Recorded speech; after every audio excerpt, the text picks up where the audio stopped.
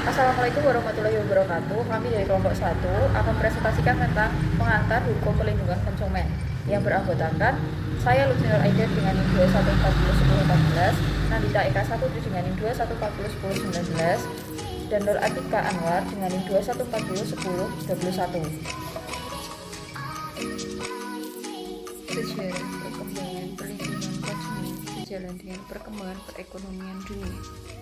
Perkembangan perekonomian yang pesat telah menghasilkan berbagai jenis dan varian dari masing-masing jenis barang dan jasa yang dapat dikonsumsi. Munculnya gerakan perlindungan konsumen dilatar belakangi beberapa hal terkait kedudukan konsumen dan pelaku usaha, industrialisasi dan globalisasi yang terjadi di Amerika dan Eropa. Secara umum, sejarah gerakan perlindungan konsumen dapat dibagi dalam 4 tahapan, yaitu yang pertama, tahap 1 pada tahun 1981 sampai 1914. Kurun waktu ini muncul kesadaran masyarakat untuk melakukan gerakan perlindungan konsumen. Tahapan kedua yaitu pada tahun 1920 sampai 1940. Pada kurun waktu ini muncul buku yang berjudul Your Money Work, karya Just Dance. Karya ini mampu menggugah konsumen atas hak-hak mereka dalam jual beli. Yang tahapan ketiga pada tahun 1950 sampai 1960. Pada dekade 1950-an, ini muncul keinginan untuk mempersatukan gerakan perlindungan konsumen dalam lingkup internasional dengan dipraksarai oleh wakil-wakil gerakan konsumen dari Amerika Serikat, Inggris, Belanda, Australia, dan Belgia.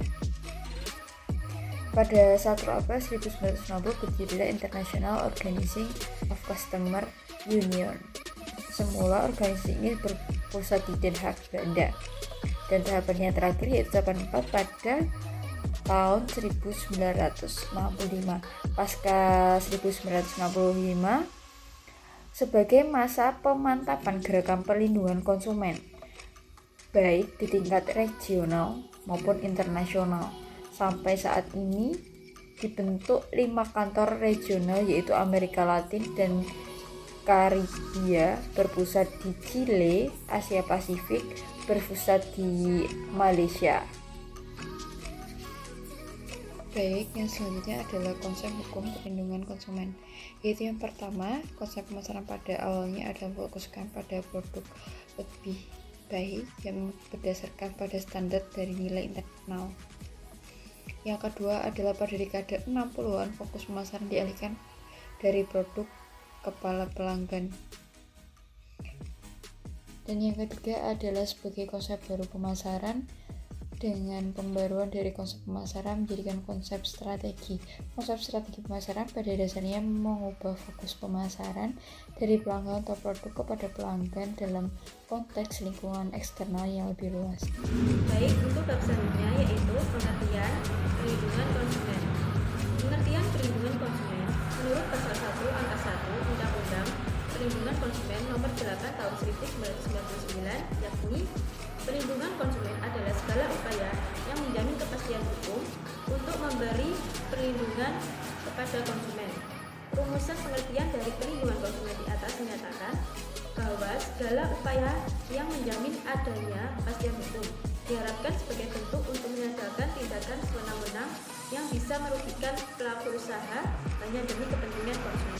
Perlindungan konsumen mempunyai cakupan yang luas, meliputi perlindungan konsumen terhadap barang dan jasa yang berawal dari tahap kegiatan untuk bisa mendapatkan barang dan jasa hingga sampai adanya akibat-akibat dari pemakaian barang atau jasa tersebut. Cakupan perlindungan konsumen itu dapat dibedakan menjadi 2 aspek, yaitu aspek yang pertama, perlindungan konsumen terhadap kemungkinan barang yang diserahkan kepada konsumen tidak sesuai dengan apa yang telah disepakati. Aspek yang kedua, perlindungan terhadap diberlakukannya syarat-syarat yang tidak adil kepada konsumen. Asas perlindungan konsumen pada pasal 2 Undang-Undang Nomor 8 Tahun 1999 tentang perlindungan konsumen setidaknya ada 5 asas. Yang pertama yaitu asas manfaat. Dalam asas manfaat ini menyatakan bahwa segala upaya dalam menyelenggarakan perlindungan konsumen harus memberi manfaat sebesar-besarnya bagi kepentingan konsumen dan pelaku usaha secara keseluruhan. Yang kedua, yaitu asas keadilan. Asas keadilan ini dimaksudkan agar partisipasi seluruh rakyat dapat diwujudkan secara maksimal dan memberikan kesempatan kepada konsumen dan pelaku usaha untuk memperoleh haknya dan melaksanakan kewajibannya secara adil. Yang ketiga, yaitu asas keseimbangan. Dimaksudkan untuk memberikan keseimbangan antara kepentingan konsumen, pelaku usaha, dan pemerintah dalam arti material dan spiritual. Yang keempat, yaitu asas keamanan dan keselamatan konsumen. Asas yang keempat ini dimaksudkan untuk memberikan jaminan atas keamanan dan keselamatan konsumen dalam penggunaan, pemakaian, dan pemanfaatan barang atau jasa yang dikonsumsi. Kemudian asas yang terakhir yaitu asas kepastian hukum. Dimaksudkan untuk memberikan jaminan atas keamanan dan keselamatan konsumen dalam penggunaan, pemakaian, dan pemanfaatan barang dan jasa yang dikonsumsinya. Tujuan hukum perlindungan konsumen yang pertama yaitu meningkatkan kesadaran, kemampuan, dan kemandirian konsumen untuk melindungi diri. Yang kedua yaitu mengangkat harkat dan martabat konsumen dengan cara menghindarkannya dari efek negatif atas pemakaian barang dan jasa secara berlebihan. Yang ketiga, meningkatkan pemberdayaan konsumen dalam memilih, menentukan, dan menuntut hak-haknya sebagai konsumen. Yang keempat, menciptakan sistem perlindungan konsumen yang mengandung unsur kepastian hukum dan keterbukaan informasi serta akses untuk mendapatkan informasi. Dan yang terakhir, menumbuhkan kesadaran pelaku usaha mengenai pentingnya perlindungan konsumen sehingga dapat menumbuhkan sikap yang jujur dan bertanggung jawab dalam berusaha. Yang terakhir yaitu hukum perlindungan konsumen dalam tata hukum Indonesia. Untuk di negara Indonesia sendiri ada beberapa peraturan undang-undang yang dibuat dalam rangka untuk melindungi konsumen. Yang pertama yaitu Undang-Undang Nomor 8 Tahun 1999. Undang-undang ini mengatur secara rinci mengenai pemberian perlindungan kepada konsumen dalam rangka untuk memenuhi kebutuhan konsumen. Yang kedua, Undang-Undang Nomor 5 Tahun 1999 tentang larangan praktek monopoli. Ya, pastinya bahwa persaingan yang tidak sehat dalam usaha itu dapat menimbulkan kerugian.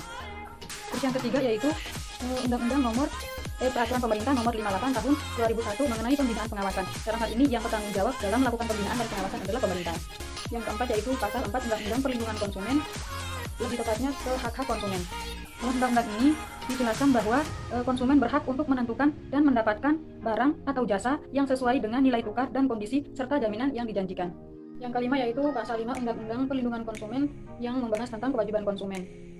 Pasal 5 ini menjelaskan bahwa konsumen wajib mengikuti petunjuk atau informasi prosedur pemakaian dari barang dan jasa.